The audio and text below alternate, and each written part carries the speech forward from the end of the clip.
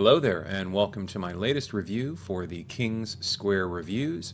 I'm continuing with my reviews for the series Agatha Christie's Poirot.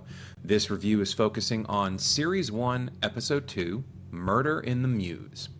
Obviously, if you've watched other videos on this channel, you'll know this will be a spoiler review, but considering the story is nearly a century old and the episode was released over 30 years ago, that shouldn't be too much of an issue. Before diving into the review, please take a couple of seconds to hit the like and subscribe button. This is a small channel, so every subscription and like helps. I have another channel here on YouTube that you can check out as well, the King's Square TTRPG channel. Lastly, if you'd like to show your support further, my Patreon link is in the description below. On to the review. Murder in the Mews is one of the early short stories that Dame Agatha Christie wrote. Originally published in March of 1937 in the UK, it would be published in the US market in June of that same year. Like most of the stories involving Poirot, it's difficult to put a time for when the story takes place, but it's clearly well along in Poirot's career as a private detective. Since it's a short story, it tends to be found in collections of her other short stories. If you're looking for a particularly comprehensive collection, I would suggest picking up Hercule Poirot: The Complete Short Stories, specifically the audiobook. Link for that is in the description below. The main reason for getting the audiobook is David Suchet and Hugh Fraser, Poirot and Hastings, respectively from the TV series, are among the narrators of the stories. For the episode version of Murder in the Mews, it first aired on January 15th, 1989. There's only a small amount of deviation from the short story, specifically the inclusion of Miss Lemon and Hastings, who are not in the short story. The premise of the story is laid out in the first few minutes of the episode as Inspector Japp, Arthur Hastings, and Hercule Poirot stroll through London during Guy Fawkes Night. Hastings, played by Hugh Fraser, makes a comment during their stroll that with all the fireworks going off, it would be easy to conceal a murder since most people would assume a gunshot was instead a burst of fireworks. For those not in the know, Guy Fawkes Night is a celebration held on the 5th of November every year. Guy Fawkes was a member of what's now known as the Gunpowder Plot to blow up Parliament in 1605. In Britain, it's become a celebration involving bonfires where effigies of Fawkes are burned and fireworks explode in the night sky. From what I've seen in various documentaries over the years, the holiday, also known as Bonfire Night, can be quite raucous and lively. Back to the review, though. As it turns out, obviously, there was a supposed suicide on Guy Fawkes Night. Mrs. Barbara Allen is found dead in her locked bedroom, a gunshot wound to her head. No one recognized the gunshot in the surrounding area around the Bardsley Garden Mews because of all the fireworks going off during the night. The circumstances of her suicide are strange enough that Inspector Japp calls in Poirot to assist with the investigation. This leads to a fun bit of interplay between Japp and Poirot, where Hercule tries to maintain that he is quite busy, which Poirot isn't, of course, and Japp plays along rather than challenge his colleague's ego. Murder in the Mews is a locked room mystery, a storytelling trope that Agatha Christie excelled at writing. The basic idea is that a suspicious event, such as a murder, occurred in a locked room with only one point of access. The fun of a locked room mystery is piecing together the often subtle clues as to how this tragic event occurred. Shows such as Monk or Castle have used locked room mysteries to similar effect over the years, not always to the best quality though. We're quickly introduced to one of our main characters for this story, Miss Jane Plenderleath, Mrs. Allen's friend and flatmate. It was Jane who discovered her friend's body after arriving back early in the morning. She claims to have not disturbed the scene. What draws Jap's attention enough to bring in Poirot is how the scene looks. The fingerprints on the gun are oddly missing. The gun is in her left hand but held in an odd way. The window in the bedroom is closed and bolted shut. There's a full ashtray with cigarette butts, but as Poirot notes, no lingering smell of cigarette smoke in the room. Mrs. Allen is wearing a watch too loosely on her right wrist. Jap also found a piece of jewelry under the vanity's chair that doesn't belong to Mrs. Allen or Miss Plenderleaf. Lastly, there's no suicide note, and the key for Mrs. Allen's bedroom door is missing. A number of odd facts that would require the little gray cells of Hercule Poirot to filter through.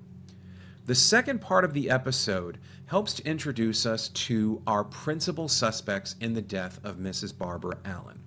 We've already met Jane Plenderleaf, the flatmate, but we soon learn there were two men in Mrs. Allen's life. As a widow, Mrs. Allen was looking for a new husband, which, given the time frame of the 1940s, makes sense as far as what was expected behavior for a woman. Mrs. Allen's fiancé is a MP, Member of Parliament, named Charles Laverton West. The other man in her life is someone she knew from her time in India, Major Eustace. Both Jane and Charles West agree that Mrs. Allen was right-handed rather than left-handed, which would indicate that her death was made to look like suicide, but instead was murder. During the interview segments, it's fun to watch David Suchet embody the analytical mind of Hercule Poirot. He asks obfuscating questions at first to get a general idea of the person he's dealing with before posing mild-mannered but more direct questions. The other three actors of the episode bring strong performances as well. Juliette Moll portrays Jane Plenderleaf as a cagey, indirect woman who's clearly uncomfortable around Jap and Poirot, asking questions into her friend's death. David Yellen's performance as Charles Laverton West is one of the stiffest upper-crust Brits I've ever seen. West is reserved to the point his emotional state barely registers. That level of closed-off emotions is difficult to pull off without making the character seem wooden, but Yellen manages to do well in his short scene. James Faulkner takes the cake, though, as the smarmy Major Eustace. Eustace just oozes slime, and Faulkner's performance makes it clear that this is a rather unsavory character, making him the obvious suspect in the death of Mrs. Allen. The end result of the mystery, however, is not what the sum of the parts provided so far would make it seem to be. Here's your spoiler warning, so stop listening if you want to watch the episode or read the short story at some point. Throughout the episode, Poirot notices incongruities, particularly from the initial crime scene and the behavior of Jane Plenderleaf, that makes him question the idea that Mrs. Allen was murdered. As it turns out, Mrs. Allen was being blackmailed by Major Eustace for an incident that occurred with Mrs. Allen and her first husband in India. Distraught that the blackmail would continue and threaten Charles West's political career, Mrs. Allen decided to commit suicide rather than continue paying Eustace and threaten her fiancé's political aspirations. Jane Plenderleaf was the one who found Mrs. Allen. It turns out that Eustace did visit Barbara Allen the night of her death, but their meeting was in the living room where they smoked quite a bit and Eustace's cufflink was damaged. Rather than a murder framed to look like suicide, this was a suicide made to look like murder. Plenderleaf rearranged the placement of the gun and wiped it clean. She brought up the ashtray and broken cufflink from downstairs to make it look like Allen and Eustace had their discussion in her room rather than the living room. She then locked the door to Allen's bedroom and called the police later. She took steps to ensure that Eustace, the blackmailer, would be punished for the torment he caused her friend Barbara.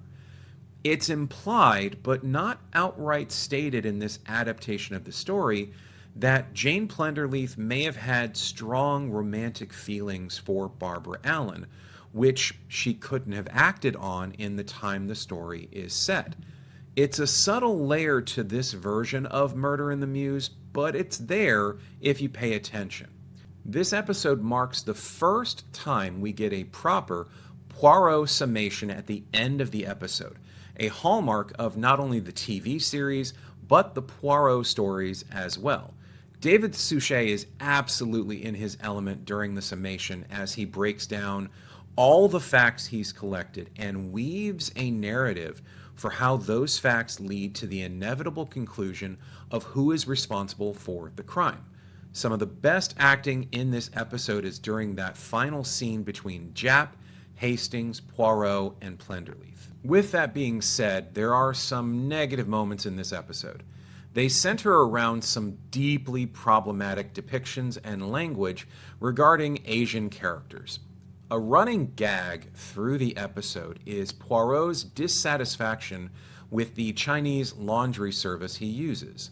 The broken speaky English language used by Hastings and Miss Lemon is incredibly terrible, even by the standards of the time the episode was broadcast in 1989. In the time period of the story, which would be in the 1940s, this kind of casual racism would have been expected. The inappropriate Asian stereotypes continue when Major Eustace is introduced at a club he operates. The motif of the club is Asian themed, but it's obviously what a white Englishman would think fits an Asian theme. Overall, I'd give Murder in the Mews a solid 6 out of 10. The performances of the main actors are solid, and the writer did an excellent job of adapting a short story into a good episode of television. Suchet starts to really get into the role of Hercule Poirot during this second episode of the series.